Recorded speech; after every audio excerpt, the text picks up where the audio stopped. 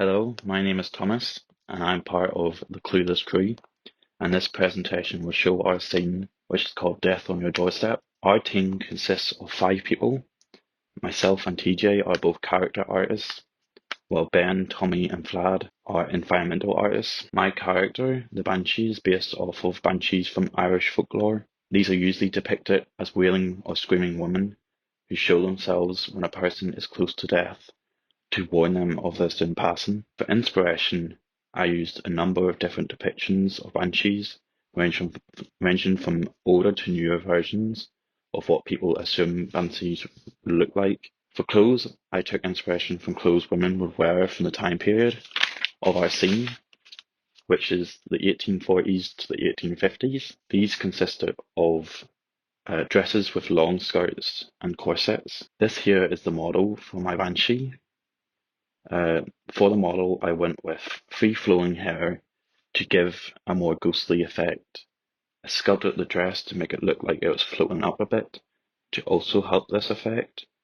With the um, with the dress, I wanted it to look tattered and ripped to show that this creature or woman is not alive and doesn't care how they look. In the future, this character will be placed behind the other character to show that they are close to death, and they'll be modelled so their hands will be reaching out to claw at the other character to make it seem like she is ready to take him after he has passed. Hello, my name is TJ, and here you can see some concept art of my character Johnny O'Murhu.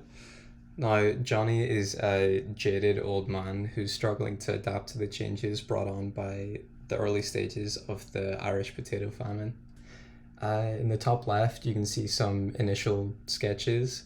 Then just below that, there are some thumbnail drawings where I'm just trying to work out his silhouette and his overall shape. I also did some close-ups of his face where I'm trying to convey his personality more. Once I found a design that I liked, I drew up some variations of his clothing. Now, the clothing at this time was often made of wool or linen, which was really important to keep in mind when drawing the textures. For inspiration, I used secondhand sources of real people. The people at this time had to be self sufficient and to live off the land. And to reflect this in his design, I'm going to be using earth tones like greens and browns when coloring his clothing. Here's the current progress of my model, and here I've just tried to translate my original sketches into 3D while also incorporating more of the rookie style. Hello everyone, I'm Vlad. I'm one of the environment artists. I want to share with you what environmental influences have shaped our project. That we were inspired by a historical event of 1840s, the potato famine in Ireland, showing it in simple Irish cottage of that era with some mystic and tragedy. The environment of the scene is trying to reflect and show the rough time that our character is experiencing with some symbolic props such as empty buckets and an old wood that being used second time to be a chair and traditional stone fireplace. We've recreated a small dimly lit room with minimal furniture and basic household items such as wooden table, a rocking chair, and a few empty bottles. Our goal was to create an authentic that will add itself to make a final art and its own story that includes paying attention to the interior of the cottage. The minimal yet functional interior will work together with its character to create a realistic and emotional environment. So, as everyone was introduced at the start of the presentation, my name is Ben and I am one of the environment artists for this project.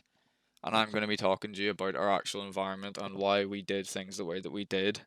So, our environment, as mentioned before, is set in the 1840s time period where the potato famine would have been active. So, we ended up making our props and environments around this just to give that effect. This included making props like worn down and rustic, and then making things like rough and handmade, whilst also making sure we didn't include much food or any food on the scene, just to also display that there was no food during this time. To also display this, we decided to make baskets and make them empty, and then position them in the corner of the room just to show that they hadn't been used in a long period of time and were just thrown away by the owner. The center of the scene, as you can see, is the rocking chair that the man is going to be sitting on. To show that it had been used and the man had sat in it for a long period of time, we made it look worn and made the seat kind of sunken in, just to show that the man had been spending his entire time just in front of that fire. The actual fireplace itself was made to look rough and look like it had been sculpted by hand, just to also display the time period that this was set in. Props such as the bottles and mugs were to show that all the man could do was to drink during this time, as there was no food for him to go out and harvest, like his potatoes and all that sort of stuff. The actual structure of the house was used to show the houses were also handmade then and weren't as factory perfect as they would be now. The way we presented this was by making the wooden beams themselves look imperfect and man-made, handmade, and to make sure that they were spaced out unevenly. The scene was positioned in the corner of the room just to portray how cornered and lonely this man was during this time. Since he wasn't able to do his normal day-to-day things, he more than likely had lost his family during this time. So all he could do was just sit in front of his fire and think about life. Hey everybody, my name is Tommy Pierce and I am the environmental artist. So today I'll be going over the key storytelling props which we used inside of our scene. Alright, so inside of our environment, we've got these three main key storytelling props. One of the props is a bunch of different bottles, the other one is in a basket which is empty, and the other one is a rocking chair. So in this scene, we've got the props everywhere lying around it. There's bottles of alcohol and also empty baskets. So basically, this is showing us that the characters that inside of our environments are having full bottles of alcohol, but yet they have no food. So they're basically wasting their life away while drinking alcohol because they got no food, and yeah. So alcohol is all that the character has because there's no food, and that is it. So he's literally just living off of alcohol, which is making his life very depressing because he's just sitting there doing nothing except for drinking alcohol. So the rocking chair inside of this scene also signifies something very special of the key storytelling. So it basically, he's sitting inside of the cottage on the rocking chair in front of the fire with his alcohol, with no food, and he's basically just wasting his life away while sitting in front of the fire and wasting his life away drinking, sitting down, and just getting fatter and fatter. And basically, he's just going to be there until he dies. All of these key storytelling props show us that our character is very demotivated, as he would just rather spend all of his time drinking alcohol, not eating any food, and just sitting in the rocking chair in front of the fire. Because if he wanted to, he could go out there and get some food for himself. But instead, he'd rather sit inside of his cottage, in his chair, drinking his life away. So yeah, those are all of our key storytelling props. So we've got a bunch of different bottles full of alcohol, empty baskets with no food, and his big rocking chair where he sits down for all of his life. So this was Death on Your Doorstep by us, the Clueless Crew. Thank you so much for listening, and is there any questions, let us know and we'd be happy to answer. So yeah, thank you.